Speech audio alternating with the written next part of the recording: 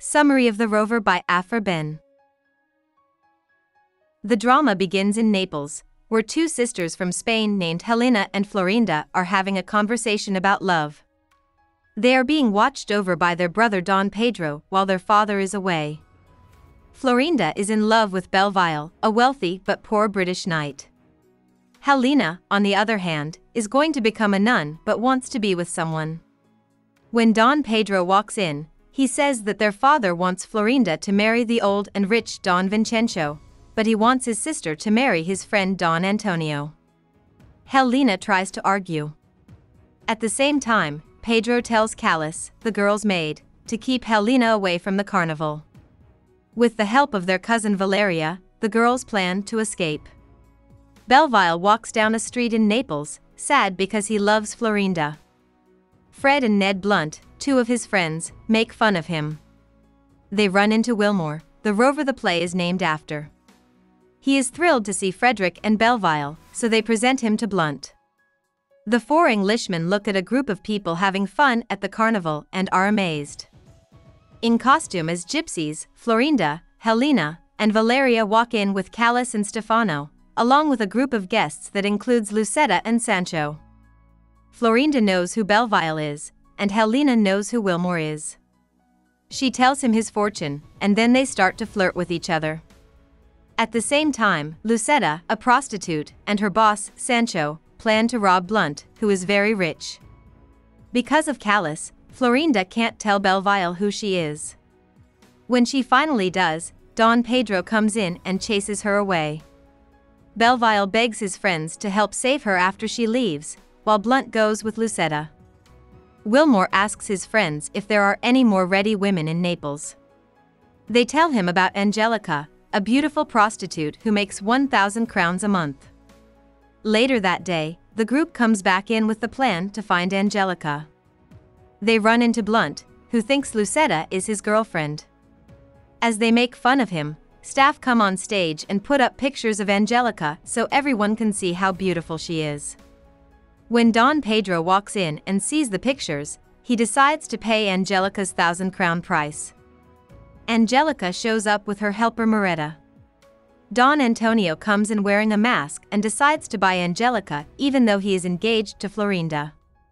When Pedro hears his sister's name, he gets angry because his friend wants Angelica more than his sister and doesn't care about her. The two men fight, and while the English break them up, the Spanish decide to fight again the next day in the Molo, a public square. Pedro says they're not fighting for Angelica but for Florinda and walks away. There is a picture of Angelica that Wilmore takes out.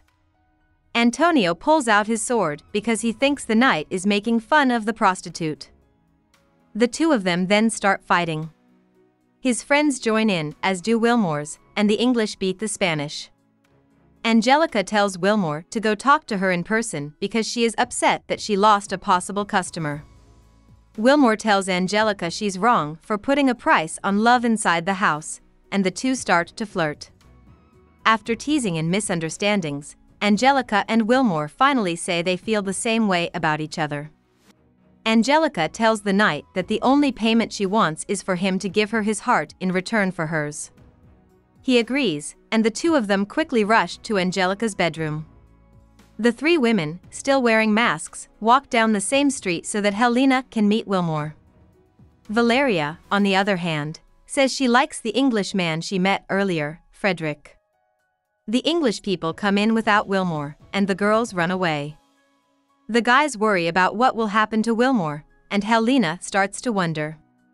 Wilmore walks in with a smile on his face and says that Angelica gave him a lot of money. Wilmore says that Belleisle makes him think of the gypsy girl he liked before, who was really Helena in disguise, but the rover says he doesn't want to think of any other women. But as soon as Helena comes out dressed as a gypsy, he starts flirting with her again. When Angelica walks in with her bravos and sees the couple, she gets angry and jealous. At the same time, Helena takes off her face, and Wilmore is amazed at how beautiful she is. Angelica tells one of her slaves to follow Helena and find out who she is. At the same time, Frederick is courting Valeria, and Florinda is trying to figure out if Belleisle is true to her by giving him jewels. Florinda gives Bellevisle a jewel, even though he had refused to take it, as the women leave.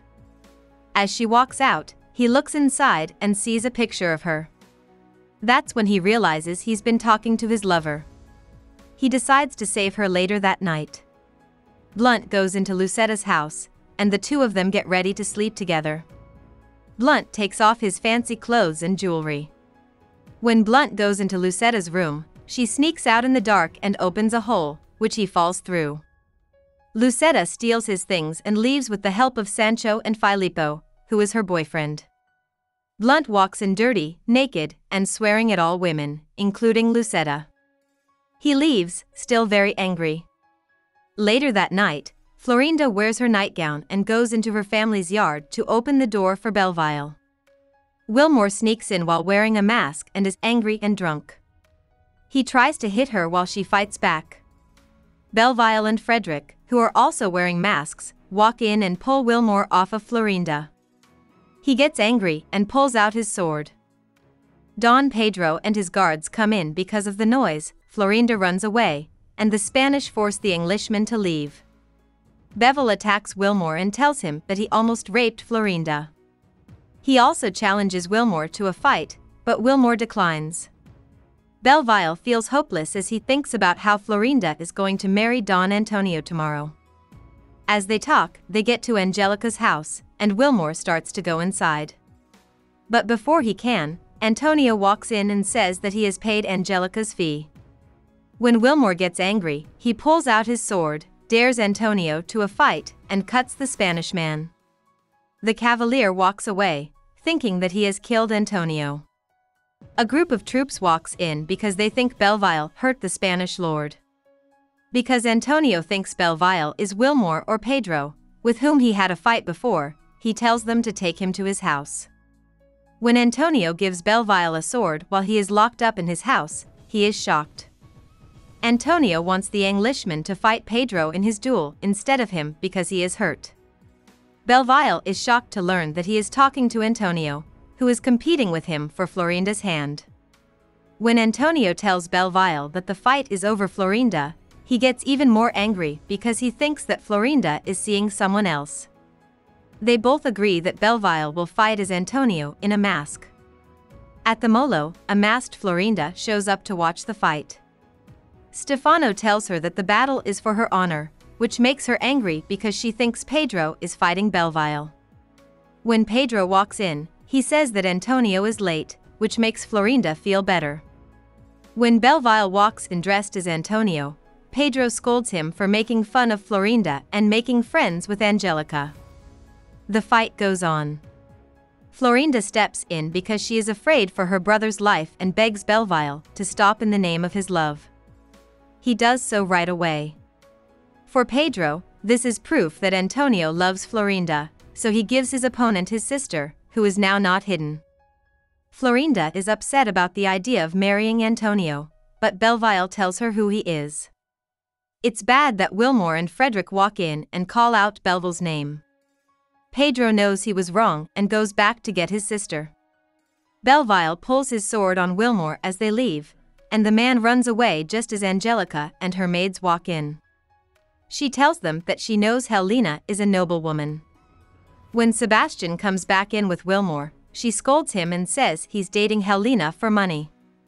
Wilmore is excited to find out that his gypsy girl is rich and makes plans to leave.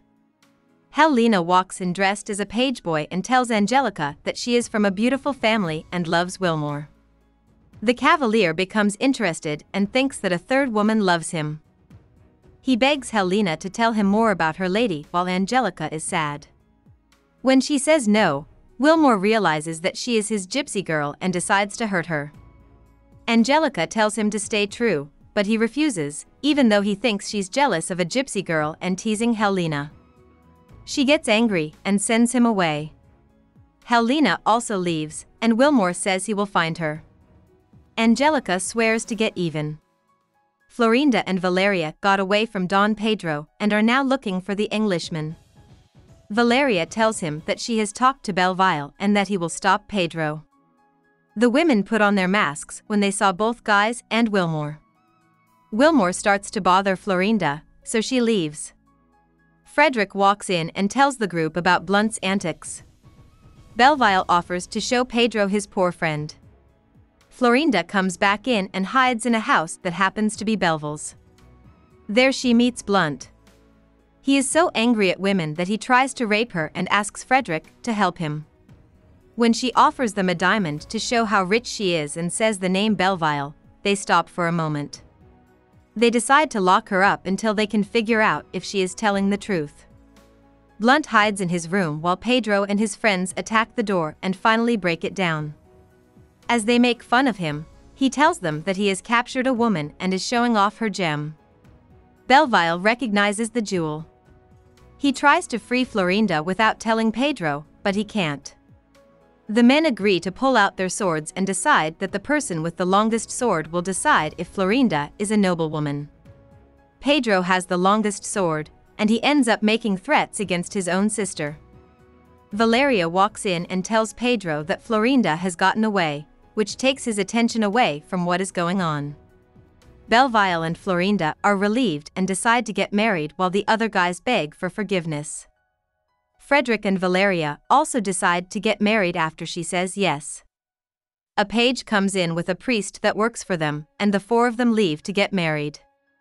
Wilmore stays behind to watch over the house.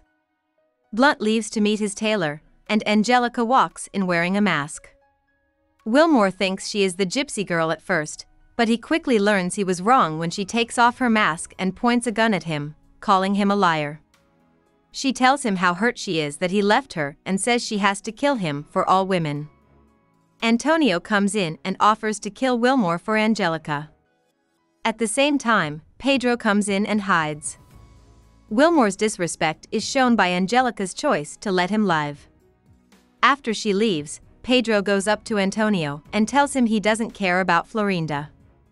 Antonio storms out, and Pedro asks him if he should give Florinda to Belleisle.